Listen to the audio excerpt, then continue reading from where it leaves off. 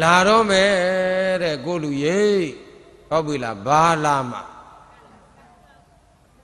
ကာလဝိပတ္တိနာမှာကဆေးတော့မယ်ဟုတ်ပြီလားကာလပြေခိပြဲဆိုတာဘွားကနေပေါ်ပြီးတော့လာမယ်ရေရီတိုက်မျောပါကြမယ်တဲ့ကြားပြီလားဗျာ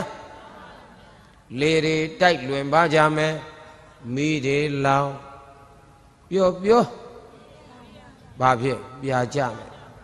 မိဘရတော့ကိုမန္တလေးကလူတွေကြုံပါပြီနော်ရေတွေတိုင်မျောပါမယ်လေတွေတိုက်လွင်ပါမယ်မိတွေလောင်ပြကြမယ်ငရင်နေလှုပ်ဘာလို့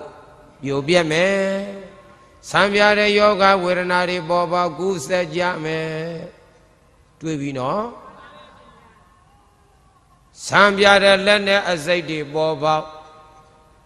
အစိတ်သင်လက်နဲ့သင်သေးမယ်အဲ့ဒီဆံပြတဲ့လက်နဲ့လူမိတ်ဆာလက်ထက်ရောက်မယ်ဘယ်သူလက်ထက်အဲ့ဒီလူမိတ်ဆာကပရိသတ်ရဲ့ပညာတတ်မယ်ပစ္စည်းရှိမယ်